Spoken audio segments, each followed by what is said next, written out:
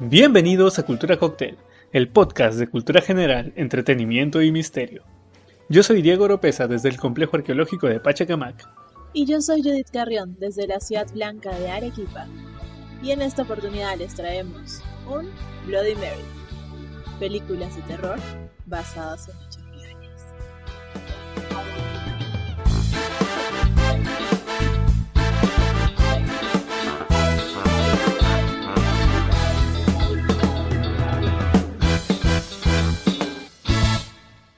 Enviamos un saludo a nuestros Patreons, a Visu, nuestro bebedor social, y a nuestros amigos elegidos.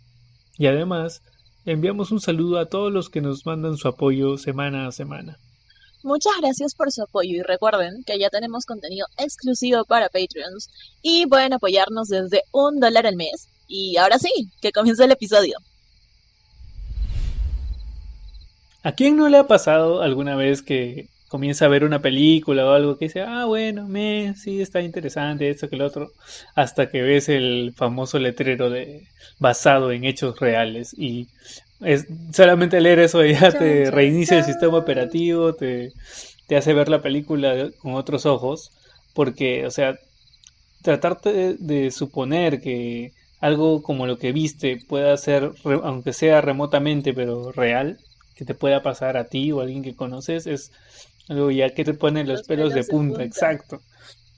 Y es un poco de lo que queremos hablar en este capítulo. Y si bien es cierto, han habido varias películas, de hecho algunos son clásicos, como por ejemplo El Exorcista, Tiburón o La Masacre de Texas, que están basados en cierta manera o inspirados, mejor dicho, en hechos reales. Queremos seleccionar para este episodio los que son quizás los que tienen unos casos reales más perturbadores o más curiosos, más interesantes. Como porque, por ejemplo, El Exorcista está basado en un libro que a su vez está basado en un caso real. Entonces es como un teléfono malogrado donde son muy pocas las cosas que se mantienen y al final digamos que el caso real no tiene nada que ver con lo que se ve en la película o en las películas que se han ido extendiendo. Igual pasa con estos clásicos, que aunque sean buenas películas, digamos que sus casos reales a lo mejor no destacan tantos como los que queremos compartirles hoy. Claro, de hecho las que hemos seleccionado son las que a nosotros como personalmente nos han llamado mucho la atención.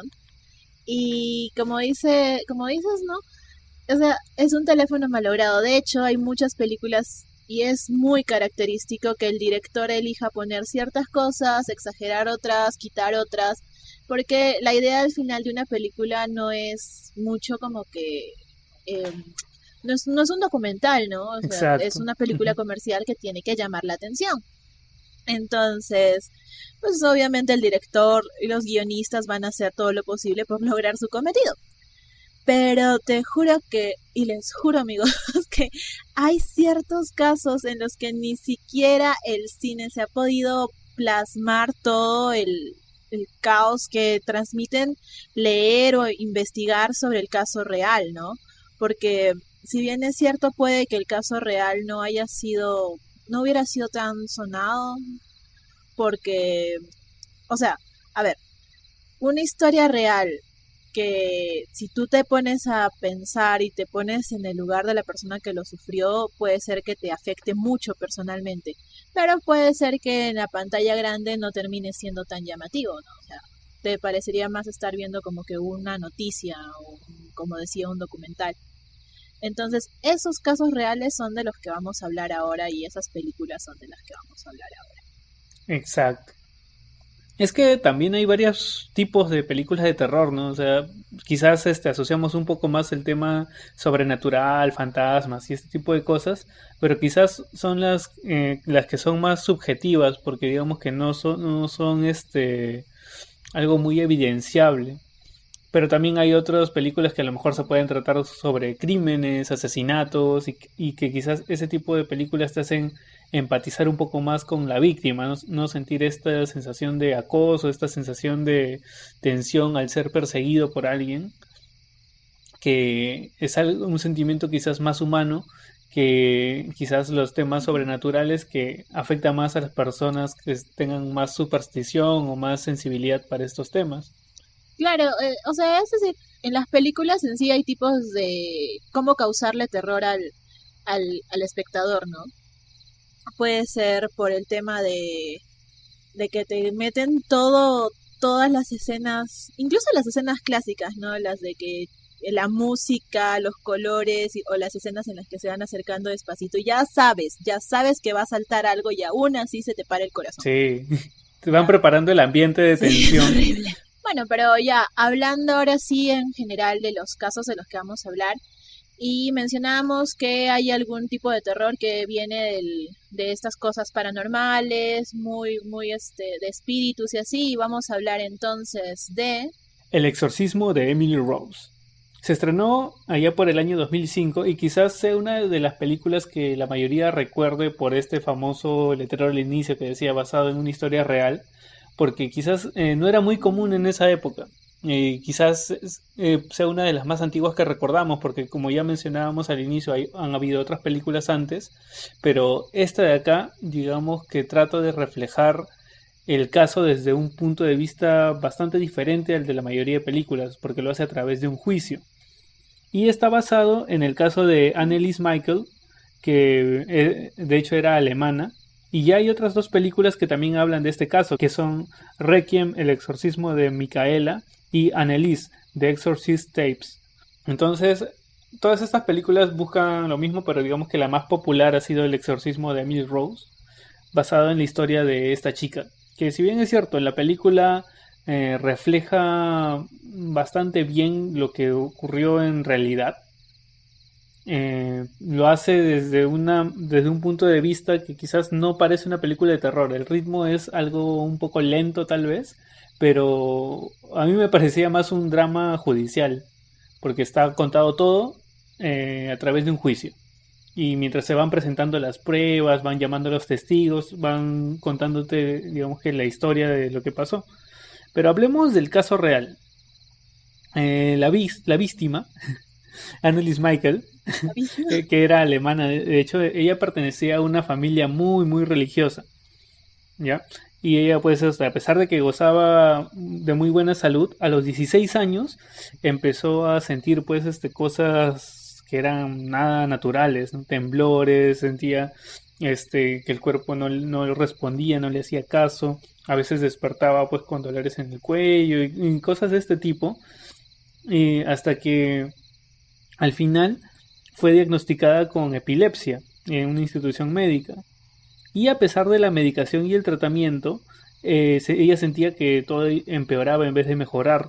Entonces ya no se parecía tanto quizás a una epilepsia, sino más a un marco psicótico, porque empezaba a ver como que demonios, veía que los rostros de las personas se deformaban, y quizás esto suene un poco a lo que hablábamos de los trastornos mentales perturbadores hace un par de episodios, pero que en el caso de ella lo catalogaba como demonios, tanto así que empezó a pedirle a su familia que la lleven pues a una iglesia a ser tratada, considerando que su familia era muy religiosa. Porque, o sea, se sentía acosada prácticamente todos los días. Cuando iba a dormir oía voces diciéndole que se iría al infierno, tenía estas visiones. Y a pesar de eso, cuando no sufría de estos cuadros, podía llevar una vida relativamente normal, al menos durante los primeros semanas, meses. Pero es recién en el año 1973. Recordemos un poco la fecha porque el contexto va a ser importante para entender mejor este caso. Es en este año cuando ella tenía 16 años, la llevan a la iglesia y la iglesia, digamos que el sacerdote le indica que no estaba poseída sino que estaba enferma. Entonces el primer diagnóstico, digamos, el primer comentario de la iglesia que tiene al respecto es negativo.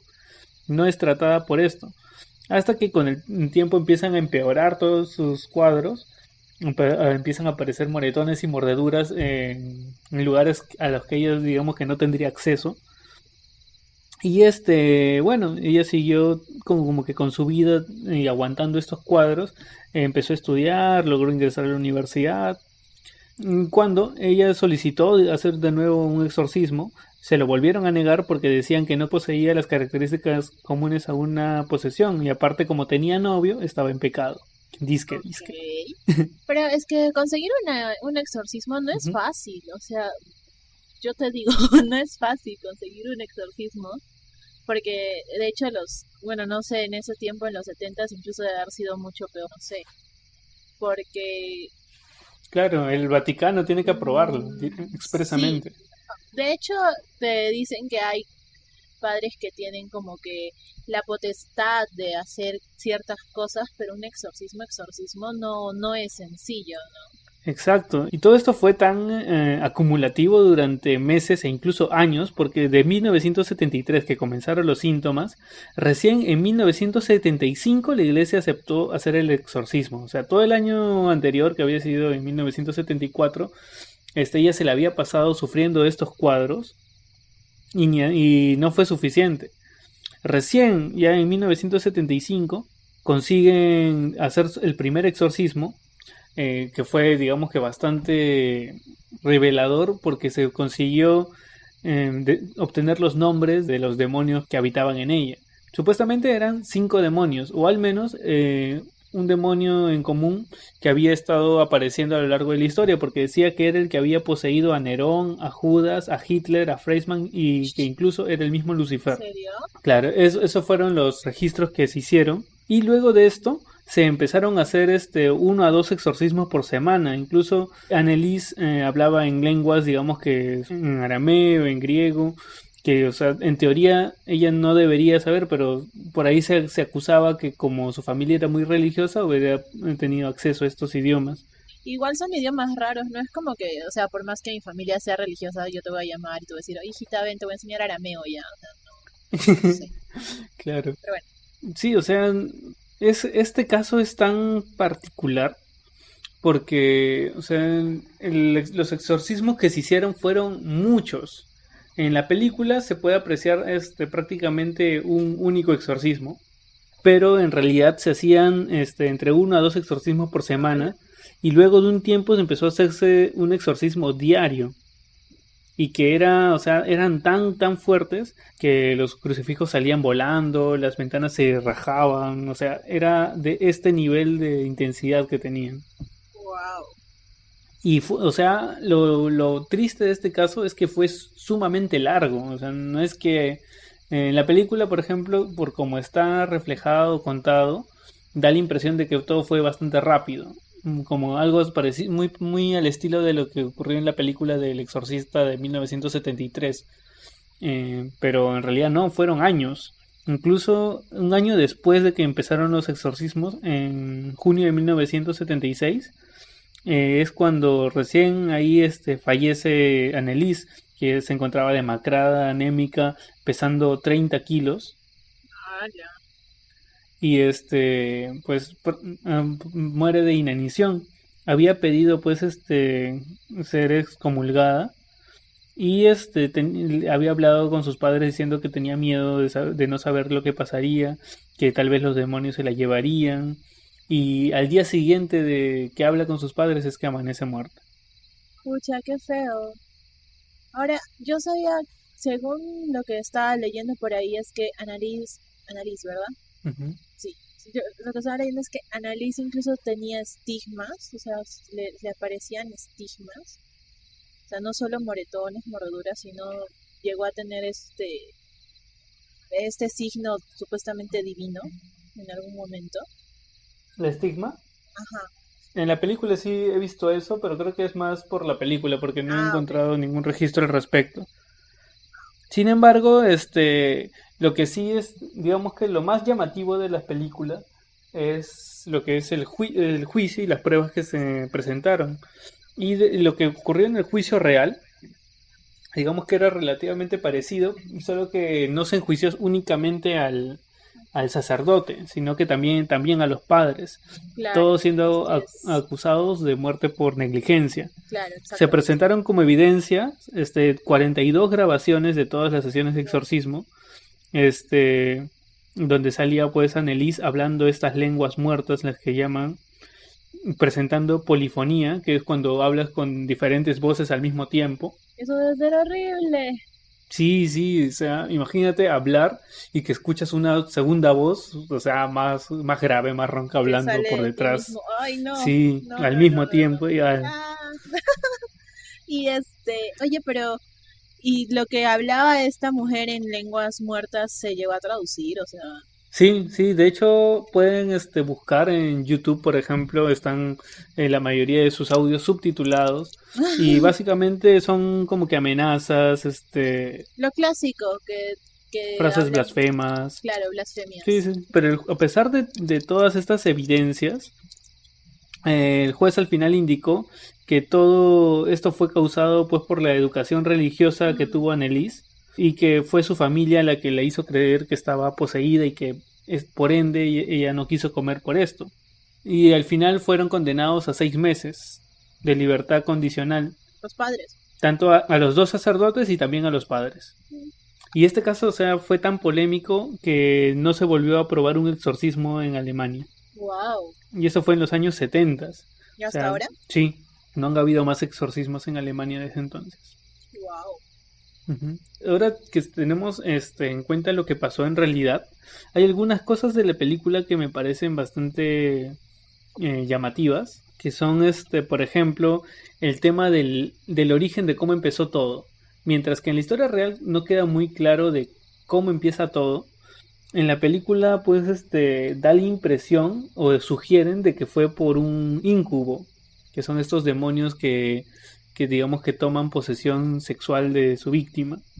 Porque o sea, ella estaba normal, tranquila, hasta que una noche mientras dormía siente algo que se sube encima y ella pues grita, luego cae al suelo llorando, todo esto, y que sugiere que fue un incubo. Y después de esto la llevan pues a una institución médica e igual le diagnostican epilepsia, eh, pero que las medicinas no mejoraban su condición, ¿no? Empieza a ver pues estos rostros siniestros, que lo cual digamos que es bastante más visual en una película. Claro. Y cuando sabes que los relatos de la historia real incluían estas declaraciones, es como que te pones a pensar qué haría uno en el lugar de esta persona. Claro, que está sufriendo una alucinación así de fuerte, o sea, o si es fuera de que sea o no un caso demoníaco, pues es una alucinación, es un trastorno mental, como decías hace rato, que es horrible, o Ujú. sea, yo no quisiera tener ese tipo de alucinación, ¿no? Claro. Y o sea, esta película, como te digo, a mí me parece más como que un drama judicial. Porque, o sea, de hecho el ritmo es bastante lento para hacer una película de terror. No es como que la mayoría de películas de terror que como que van generando una tensión acumulativa de que te tienen una tensión que va aumentando, pero que van haciendo algunos cortes para liberarla, para y así luego volver a sorprenderte. Aquí es más un drama que cuando hablan de lo que pasó, recién ahí se puede sentir que es una película de terror. Es como que dos películas en una. O sea, como película me gustó, pero no sé si llamarla como una película de terror. De repente es más suspenso, bueno, no sé. Sí, puede ser, creo que sí. Sería más una película de suspenso que de terror, tal vez. Pero, o sea, de hecho, el caso real es muy, muy, muy, muy hardcore. Y de hecho, si escuchan las grabaciones reales de Anneliese Michael, Ay, no. ya, los dejo por ahí en sus manos. De nada más imaginar, no, sí. Bueno, teníamos en El exorcismo de Emily Rose un caso que viene pues con lo sobrenatural y todo esto. Ahora, ¿qué te parece si pasamos a la siguiente película? Sí, vamos con un caso que de hecho es muy sonado, es muy famoso igual, y estoy hablando del caso de Amityville, pero de hecho este caso de esta casa que es la más embrujada creo de Estados Unidos, no estoy segura, es Ujú. tan sonado que hay como 11 películas que tratan de lo mismo. Hay una serie de libros, hay un montón de películas desde 1979 con terror en Amityville, Amityville 2, después El demonio, La maldición. Hay una que se llama, ay, una que se llama Es cuestión de tiempo, El rostro del diablo, o sea, hay un montón de películas y un montón de material inspirados en la historia de esta casa. Claro, es que no por nada la casa de Amityville es digamos que la casa embrujada más famosa del mundo. Así es. Es tan famoso que incluso aquí tienen parte Ed y Lorraine Warren, que son dos investigadores estadounidenses de fenómenos paranormales. Son muy famosos, o sea, han sido muy mediáticos porque han estado en Hollywood también como asesores de películas de terror. Tienen un montón, creo que si tú escuchas los Warren ya automáticamente piensas en casos paranormales, definitivamente. Claro, digamos que son los dueños de la colección esta de, El digamos que expediente su museo privado de artículos Sí, paranormales, ya que hace que poco Anabel se escapó. ay, sí, amigos, ese 2020 viene con todo, hasta con fuga de muñeca, ¿no? Pero, pero sí, incluso ellos tienen su tajadita de pastel en Amityville Ujú. y o sea, han hecho un montón de películas de esta casa y de las que vamos a hablar en general del caso real que inspira esto, porque como hay un montón de películas, pues casi todas tienen como que la misma directriz, pues. Parten de lo mismo, del mismo caso real. Ahora, en Netflix, por si es que van a ver las películas, hay dos que son de las últimas, una del 2017 y una del 2018. La del 2017 es Amityville El Despertar y está protagonizada por Bella Thorne, que creo que es famosa, así que también está buena, o sea, estaba viendo un pedacito y sí está, o sea, mala no está, tiene incluso críticas decentes.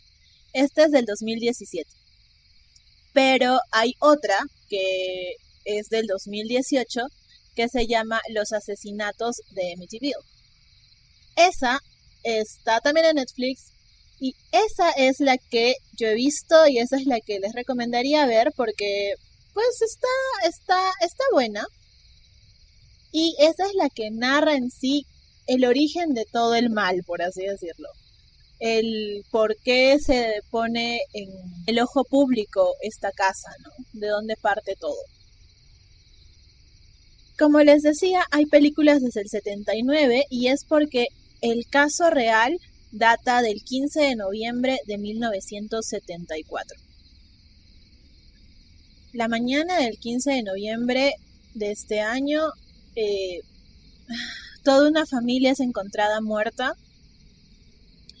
asesinada, y el que reporta el asesinato de su familia es el hijo mayor del matrimonio que se llama Ronald Defoe.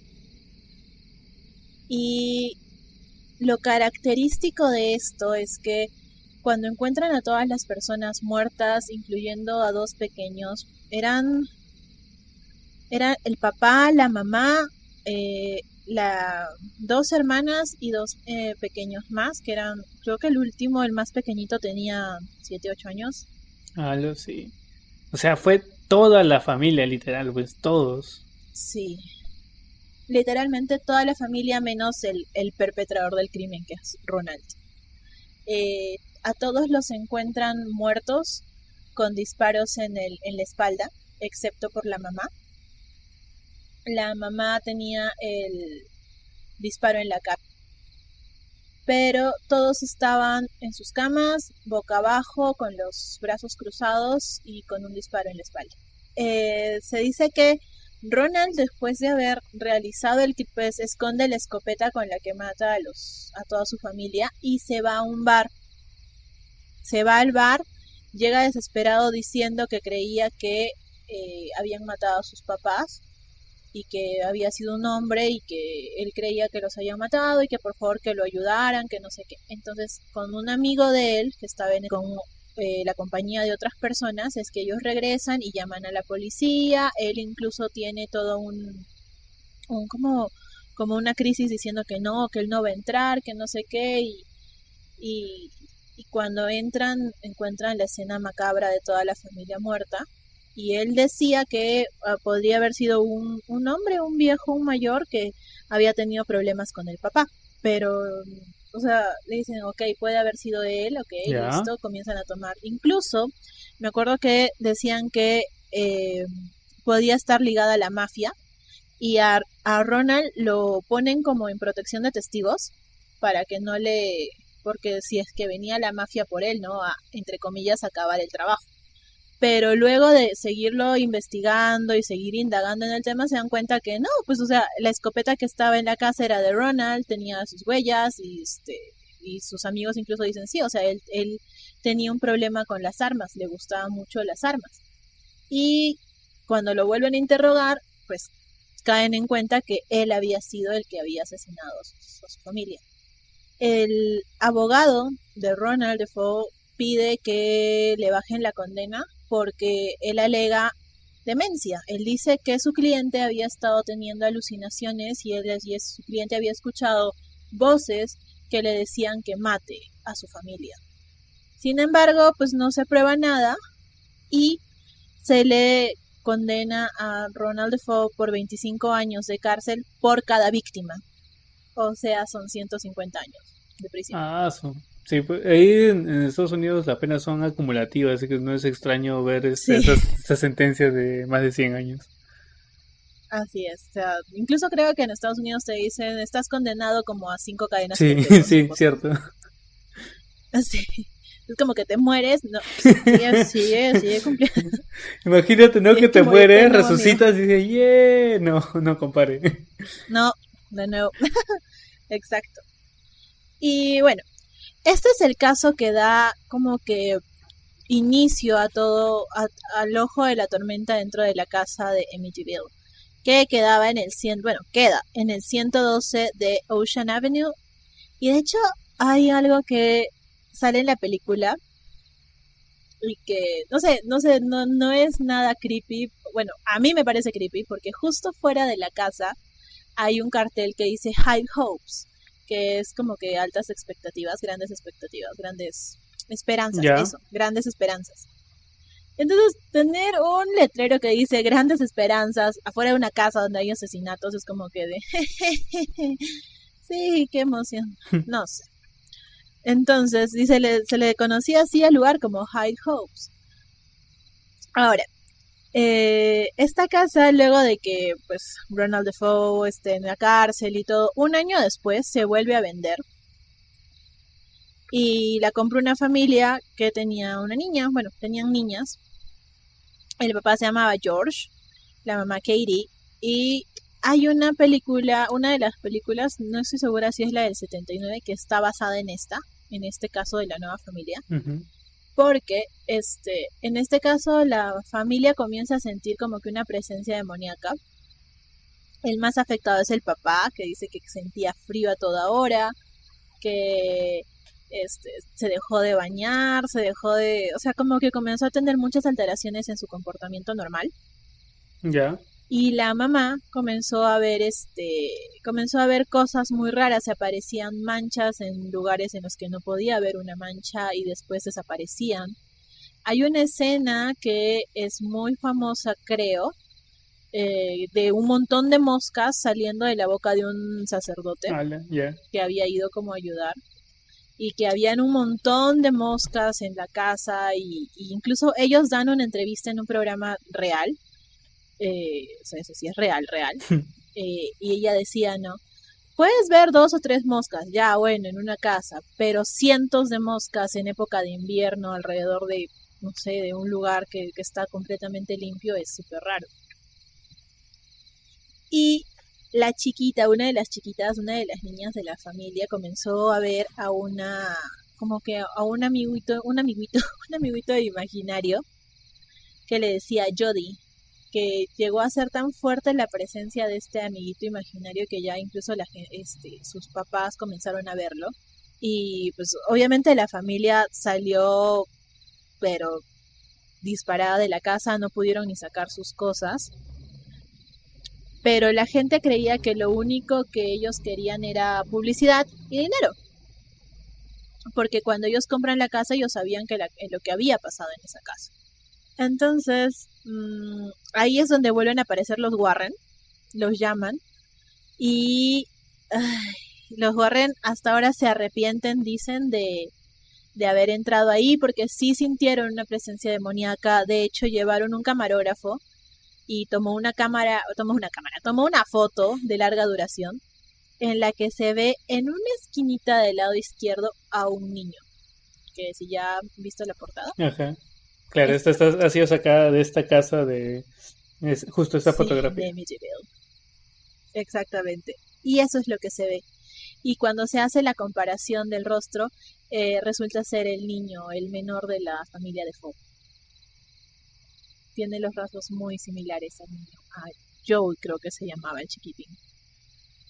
Entonces, bueno, todo esto pasa. Los Warren se supone que después de muchas visitas a esta casa logran como que aplacar los espíritus habitantes en Amityville. Y la casa, la familia que los llama, bueno, de la que hablábamos hace un ratito, logra entrar, sacar sus cosas y se va, y la casa vuelve a estar en venta. Después han habido más personas que la han habitado, incluso han cambiado las ventanas, porque esta casa tiene unas ventanas como en forma de ojos arriba, Uh-huh.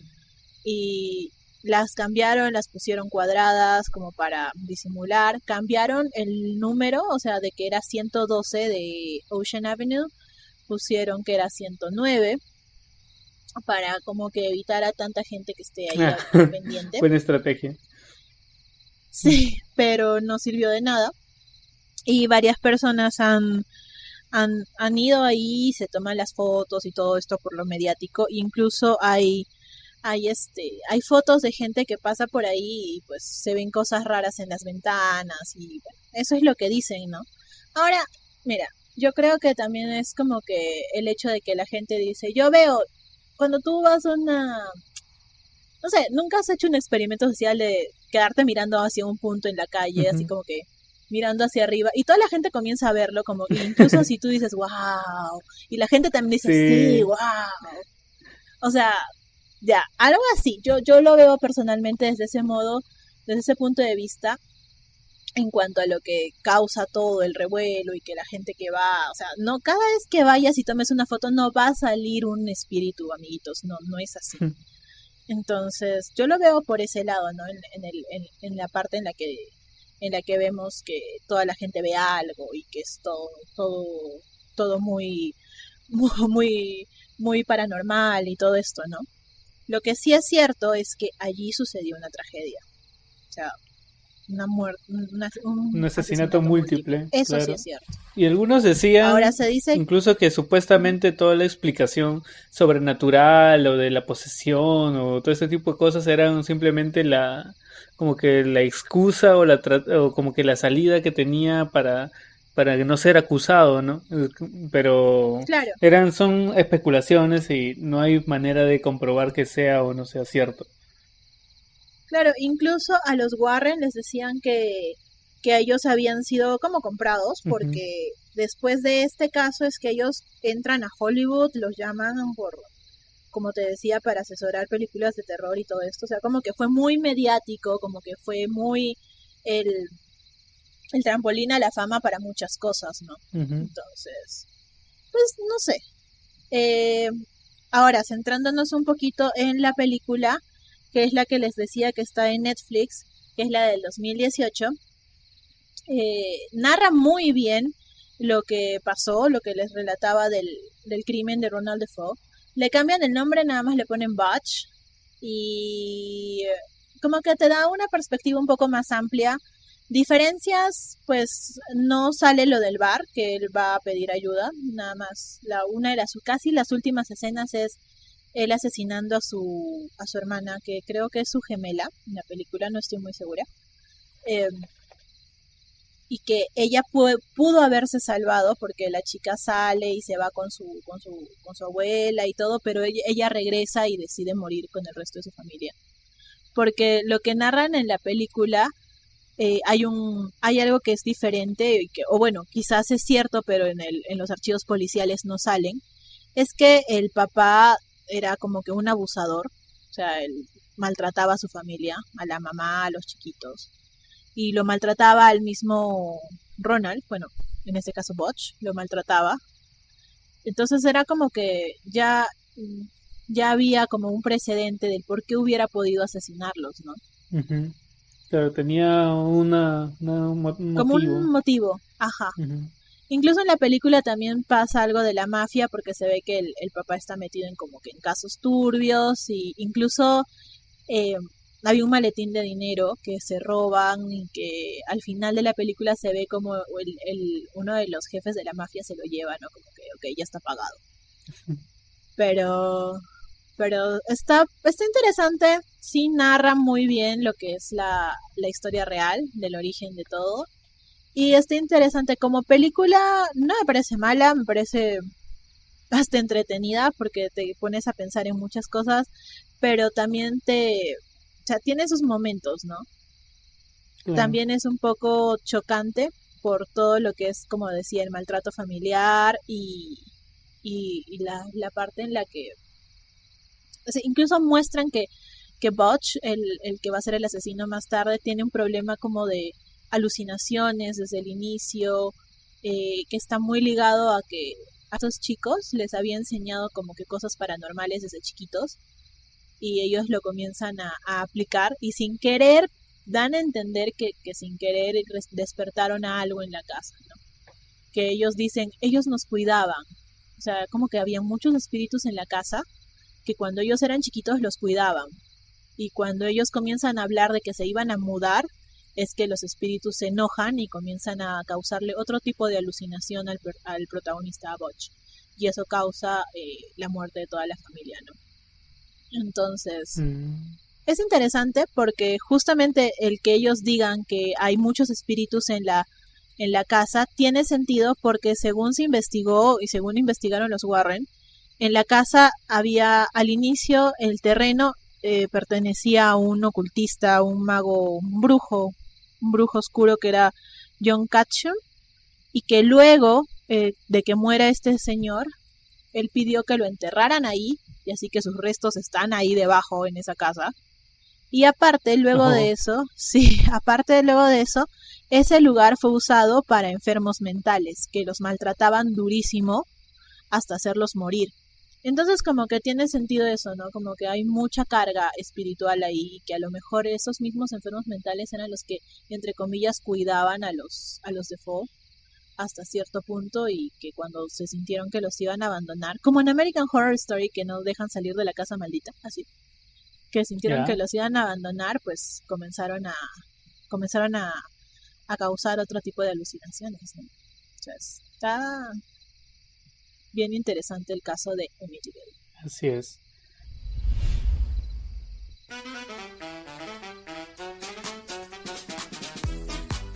Hola a nuestros queridos oyentes.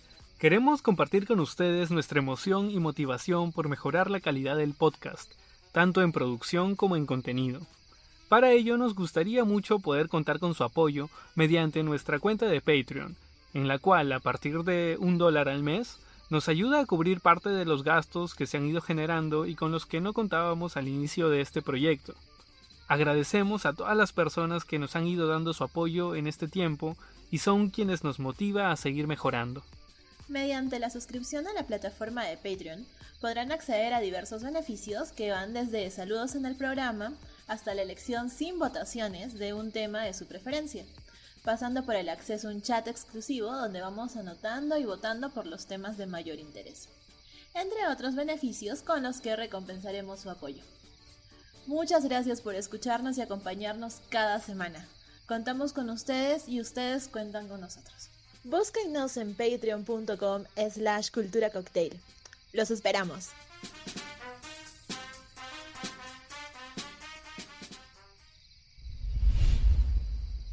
Ahora vamos a hablar, si te das cuenta hasta ahorita nuestros casos están siendo un poco más paranormales y quizás es bueno, salvo el de Amityville que también a pesar de que tiene un trasfondo paranormal está basado en un crimen real, ¿no? Entonces ahí hay una mixtura. El siguiente caso que vamos a ver, bueno, vamos a tocar un poco más brevemente porque vamos a preparar un episodio digamos que mucho más enfocado en lo que son los casos de los Warren. Pero hay un personaje que se hizo muy popular en la primera película del Conjuro, que es esta famosa muñeca Annabelle que Mm. aparece al inicio de la película, que incluso luego motivó que salgan otras películas sobre Annabelle. Y pero resulta que esto, pues, como sabemos, el Conjuro está basado en una historia real. De hecho, las películas del Expediente Warren, el Conjuro 1, el Conjuro 2, están basados en hechos reales.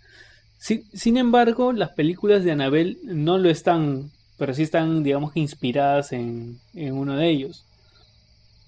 Pero la parte de la aparición de Annabelle de al inicio de la película con esta estudiante de enfermería que acude a los Warren para que puedan ayudarlas con el problema que tenían con esta muñeca, sí está basado en un hecho real y de hecho sí ocurrió. No de la forma así que aparece en la película, porque la muñeca no era como la que muestran pues sí, toda creepy de la peli, sino que era una muñeca pues De trapo, creo, una ¿no? muñeca bonita, de trapo, de pelo rojo, nariz triangular, y o sea, era una muñeca para niños, no esa cosa Sí, que se nos ve horrible, mostraron. parece un Transformer, ¿eh? Sí, sí, sí, es súper raro. Es que en la película, al inicio, podemos ver una grabación de dos chicas contándoles su historia y que mencionan que contactaron a una medium y que les dijo que era una niña, Annabelle Higgins, que tenía 7 años, que había fallecido ahí, estaba sola y que pues como que era su muñeca o al final se apropió de esta muñeca y entonces ellas mismas les dieron el permiso de que la niña entrara en su casa y todo salió de control. Porque les dejaba notas como que decían tipo así, me extrañaron. Y entonces la encontraban pues en el pasillo, la encontraban en un lugar totalmente diferente y escribía estas cosas. Entonces, a pesar de que las empezaron a botar a la muñeca, volvía a regresar. Claro, era como que... Es que sí me acuerdo, porque incluso no solo han habido películas, sino han habido como que memes cortos, de todo ha habido sobre Annabelle. Creo que es uno de los casos de los Warren mucho, también muy, muy sonados, ¿no? Hasta Así es, bromas. y por eso precisamente lo eligieron para comenzar la película, porque de hecho fue un caso bastante mediático, pero que una vez que saltó al cine, digamos que ya se volvió un icono popular a la altura pues de Freddy Krueger, de Regan del Exorcista, Jason y otros personajes del horror. Pero bueno, para cerrar el tema de lo que hablan de Annabelle en la película, la del Conjuro del 2013, Eddie y Lorraine Warren les dicen que no era una niña en realidad, sino un demonio, y lo que quería era entrar en las jóvenes, y que felizmente pues llegaron a tiempo, no pasó a mayores, y solo gastaron en pintura para limpiar todos los rayones que hizo Annabelle, ¿no? Porque ellos se lo llevaron a Ya se su escapó. museo. Ahora, el caso real es bastante parecido, digamos, a lo que ocurrió, salvo que el origen de esta muñeca es que fue fabricada por la empresa Ray Diane, creada por el estadounidense Johnny Gruelle, para una serie de libros, o sea, en realidad era un personaje que salía en unos libros para niños y que hicieron muñecos de trapo con esta figura.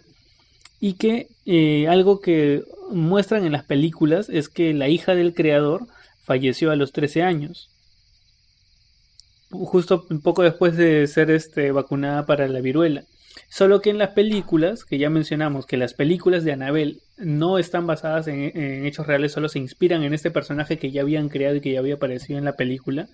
Ahí como que al momento de contar su origen en Annabelle Creation de 2017, ahí muestran que el creador había perdido a su hija y que esta era la que se estaba manifestando de alguna manera, lo cual no pasó en la vida real, pero sí pasó que se había muerto su hija.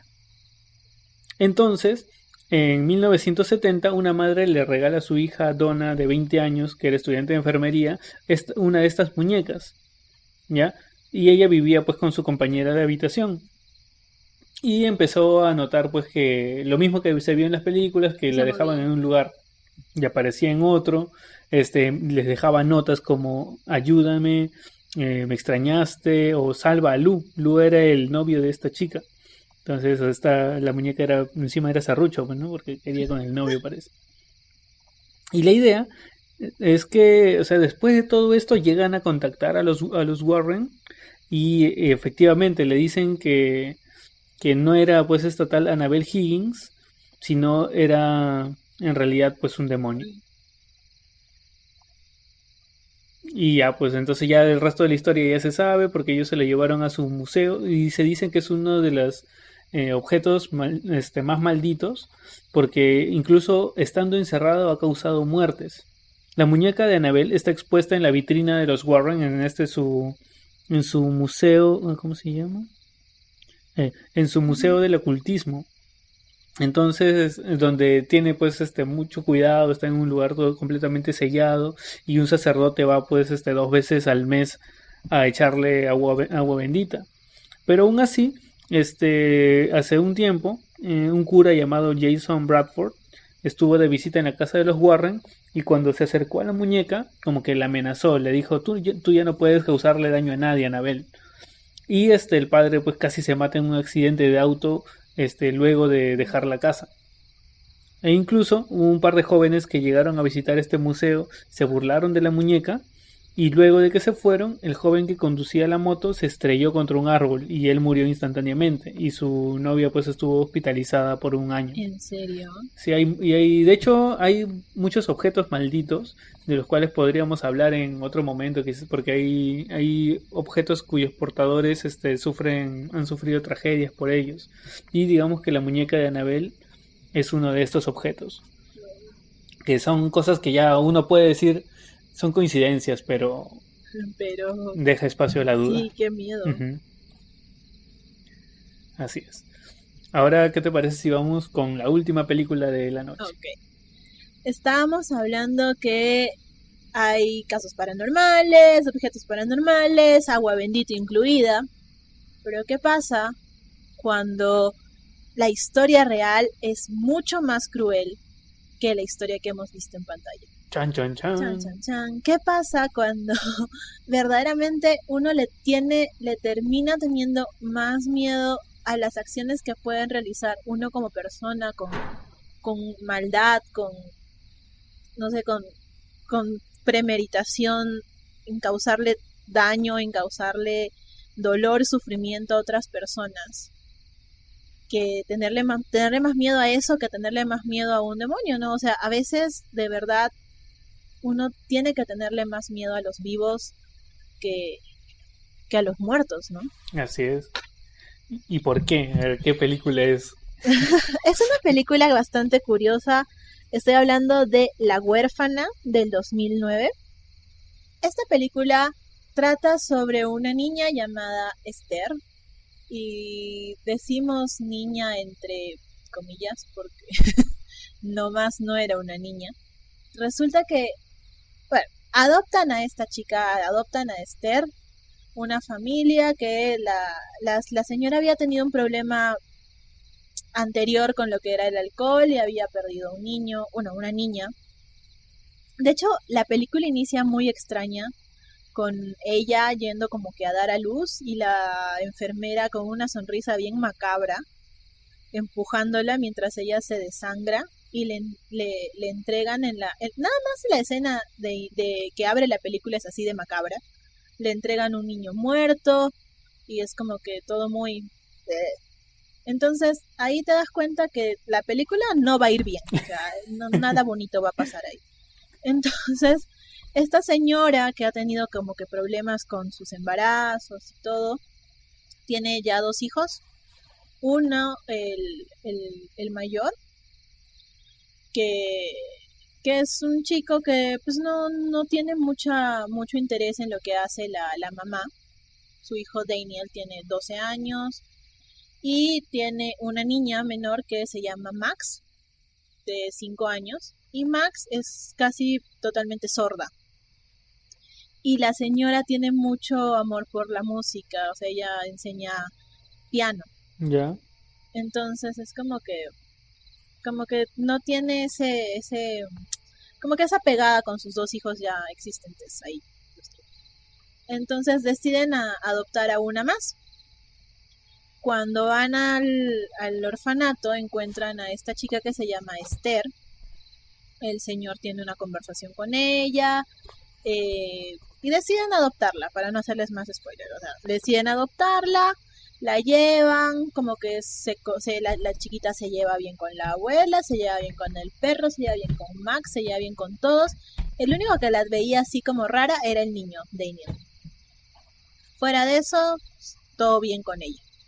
Y así, la niñita esta, que vamos a seguirle diciendo niñita, tiene 13 años supuestamente, y siempre usa como una cinta, esas cosas que se ponen en el cuello, sí. ajá, y en las muñecas, y nunca se las quita. Entonces, pues ella tiene una especie de Biblia y siempre la carga igual, que supuestamente se la habían dado en su anterior orfanato. Uh-huh. No, comienzan a hacer un montón de cosas, comienza a culpar a los niños, a Daniel, de hacer algunas travesuras que ella en realidad era ella la que lo hacía. Comienza a hostigar de manera casi indirecta, digamos, a la mamá, porque por ejemplo, del niño que ella había perdido, del embarazo, habían incinerado el cuerpo y habían plantado rosas blancas ahí en ese lugar, y para que de cierta forma su hija fallecida pues viva, ¿no?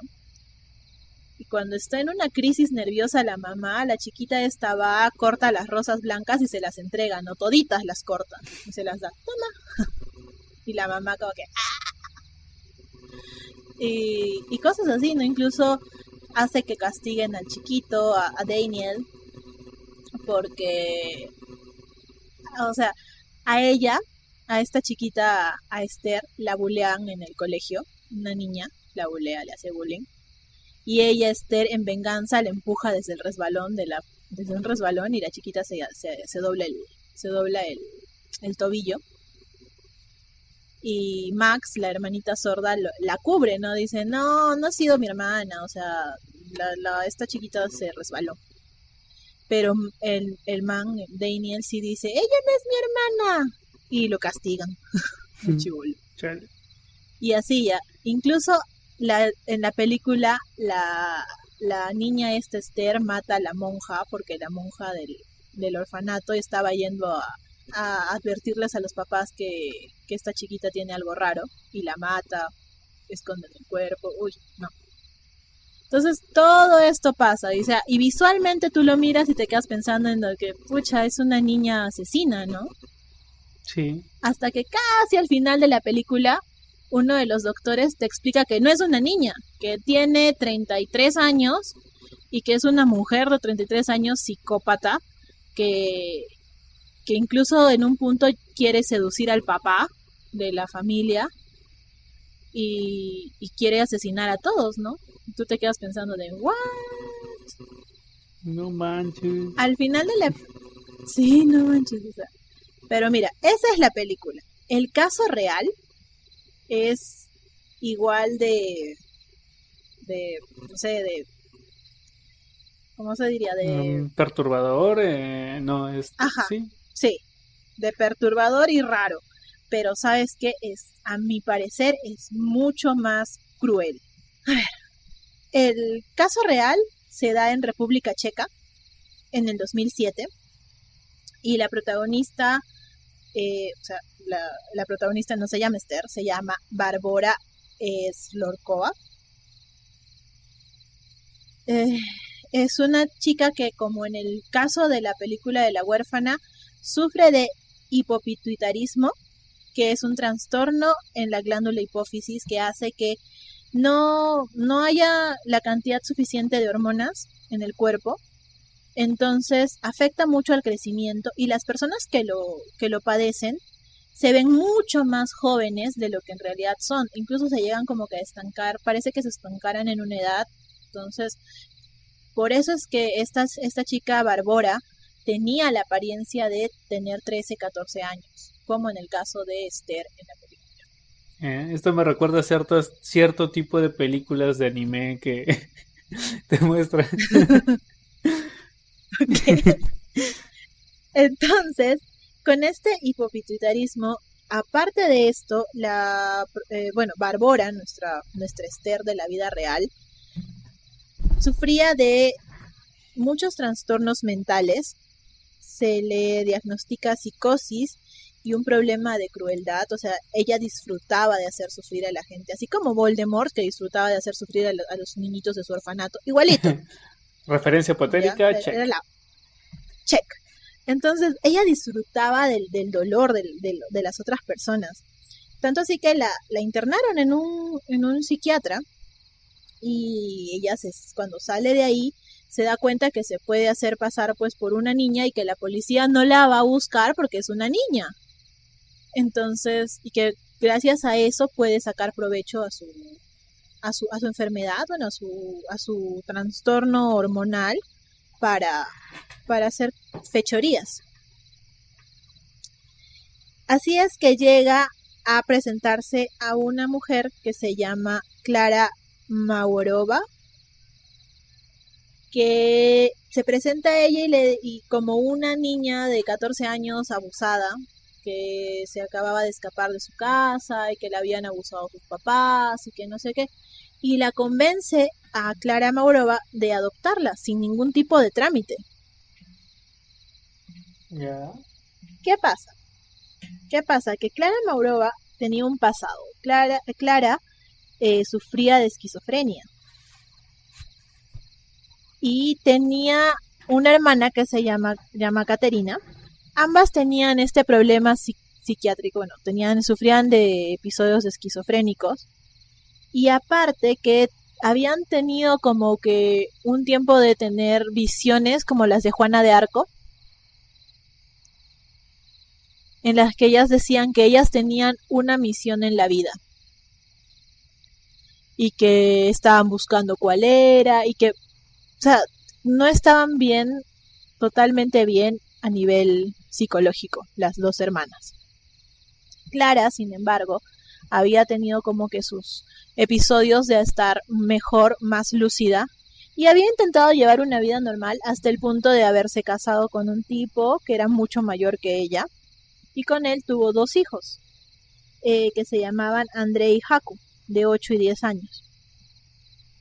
Se separa de este hombre y ella se queda con la custodia y se va a vivir junto con su hermana. Entonces vivían Clara Maurova y Caterina Maurova con los 2 hijos de Clara, que eran André y Haku, y luego a ellos se le suma Bárbara. Yo creo que teniendo en cuenta que estas 2 mujeres tenían este problema psiquiátrico y tenían esquizofrenia, fue mucho más fácil para Bárbara el poder manipularlas. Wow. Bárbara comienza a manipular a las 2 mujeres. A Clara la manipula de tal forma que incluso Clara como que comienza a imitar muchos de los comportamientos de Bárbara. Se rapa la cabeza, se quita las cejas y comienza a comportarse, no a querer bañarse y cosas así. Pero a pesar de todo esto, Clara seguía siendo una buena mamá. O sea, ella seguía cuidando a sus hijos.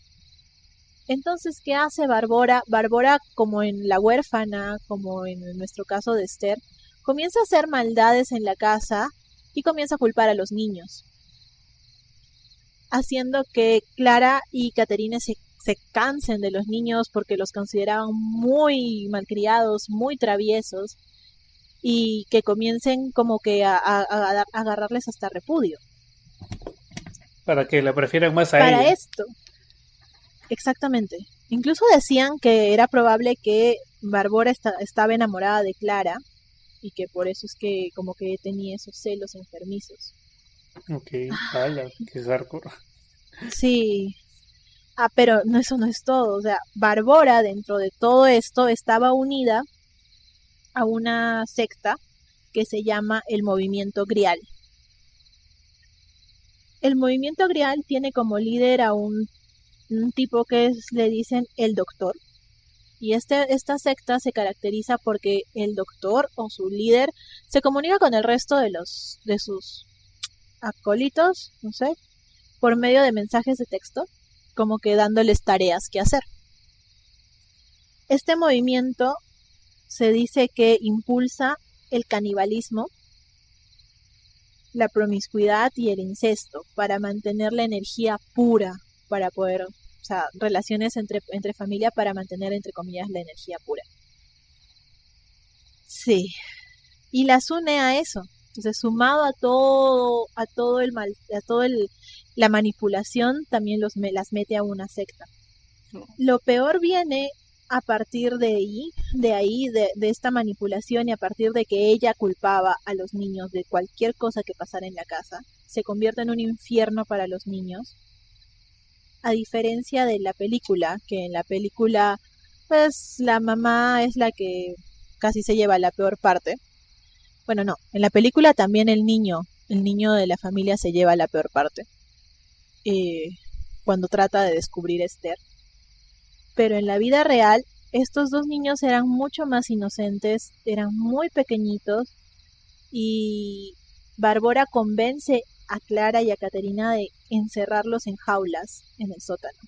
¿Qué? Los encierran en jaulas desnudos, los golpeaban, los quemaban con cigarrillos, los tenían ahí sobre sus propios desechos humanos, sobre heces, vómitos y todo, y disfrutaban de golpearlos, de maltratarlos, de torturarlos. Aparte de eso, creo que lo peor fue que, como te mencionaba, el movimiento grial impulsaba el canibalismo, y Bárbara tenía una fijación con el cuento de Hansel y Gretel. Así que las convenció de engordarlos, entre comillas, para podérselos comer. Así que durante ya un tiempo obligaban a uno de los hermanitos a sacar la pierna a través de los barrotes y a cortarle pedazos de carne para podérselos comer. Obviamente no suturaban las heridas, así que los niños tenían infecciones. Y así estuvieron encerrados en la jaula, con problemas en la piel, con problemas, todo tipo de problemas como te puedas imaginar, durante un año. Hasta que Bárbara, en su afán de, no sé, de sadismo, compra esos aparatos de vigilancia para los bebés. ¿Ves que ponen camarita? ¿Ya? Compra uno de esos para vigilar a los niños, y les dice a las mujeres que es porque quiere asegurarse de que ellos no vayan a escapar o que no estén haciendo algo que ellas no quieren que hagan. Con lo que no contó Bárbara fue con que su vecino había comprado uno de esos, igualito, para cuidar a su bebé. Y al momento de la instalación, las señales se cruzaron. Entonces, el 7 de mayo del 2007, el vecino ve, en lugar de ver a su hijo en una cuna, mira un sótano con dos niños totalmente desnutridos, desangrándose, siendo torturados. Ah, la miércoles. Llaman a la policía, encuentran la casa, entran a la casa, y no solo encontraron dos niños torturados y muy mal estado en el sótano. Encontraron a una tercera niña que se dijo llamar Annika, llorando desesperada, con algunos golpes y algunas señales de haber sido maltratada igual, que él se lo había hecho ella misma, obviamente, porque Annika era Bárbara. Diciendo o sea, cuando la policía entró, la encontraron llorando, pidiendo auxilio, que sus hermanitos, que no sé qué, y culpó a las mujeres, obviamente. La policía se llevó a los dos niños al hospital, donde lamentablemente uno muere, porque ya la situación era muy penosa de él. Wow. Y se llevaron a Bárbara a un centro de protección al menor. En 24 horas Bárbara desapareció. Ah, la miércoles. La encontraron un año después. Se había cortado el cabello, había subido de peso y había cambiado de país. La encontraron en Noruega, haciéndose pasar por un niño llamado Adam. ¿Por un niño? Porque se cortó el cabello, se lo puso rojo y ya. O sea, se hacía pasar por un niño de 14 años llamado Adam. Lo había adoptado una familia nueva que no tenía idea de nada. Y el niño hablaba cosas raras. O sea, ahí sí fue negligencia de la misma Bárbara, que que la hayan atrapado, y hablaba cosas como que su anterior familia había estado en un juicio y que él no quería saber nada de eso y que se había escapado de torturas o cosas así. Entonces los profesores indagaron y cuando comienzan a rebuscar todo el pasado, se dan cuenta que no era Adam, sino era Barbora, una persona que estaba escapando de la ley y que en realidad ya tenía 35 años, no 14. Bueno, la atrapan en Noruega y la llevan a juicio. A Clara Maurova y a Catarina, a pesar de que, mira que de verdad pueden haber estado muy, muy manipuladas, pueden lo que tú quieras, pero hacerle eso a sus propios hijos y sobrinos, de verdad, no. Les dieron a ellas 9 y 10 años respectivamente.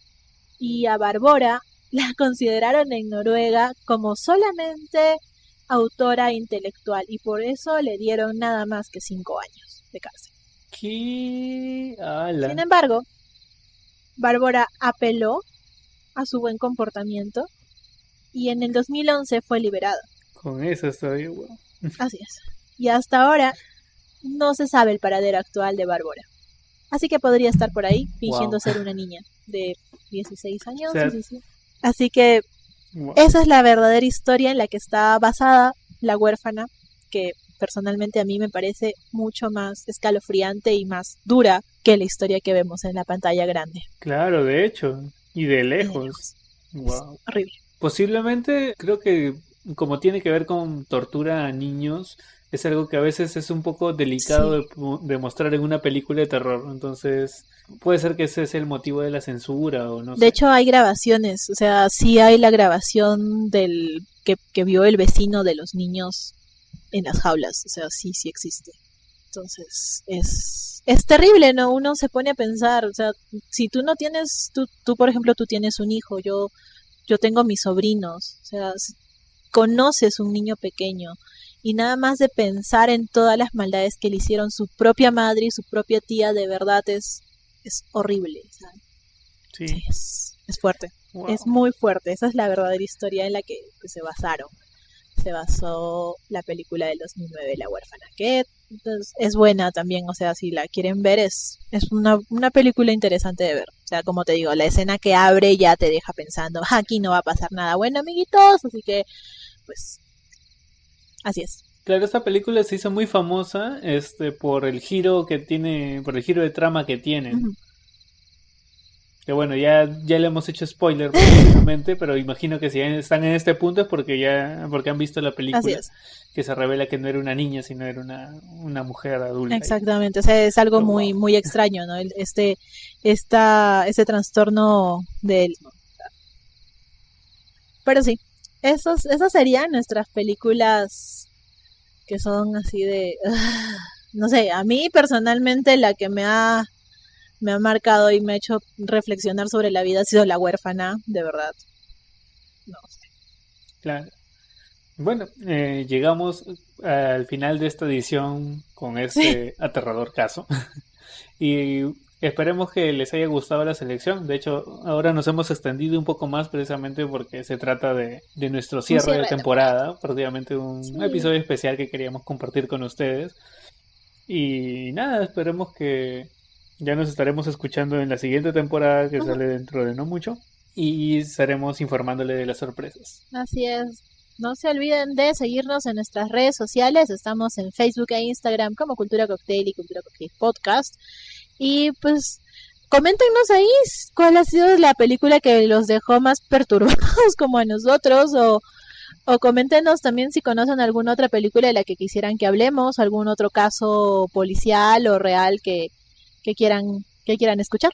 Claro, para quizás hacemos una segunda parte con otros casos Así que es.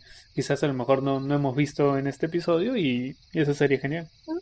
Por supuesto que sí. Bueno, entonces ya saben también que pueden escucharnos en todas las plataformas para podcast. Estamos en iBooks, en Google Podcast, en Apple Podcast, en Spotify.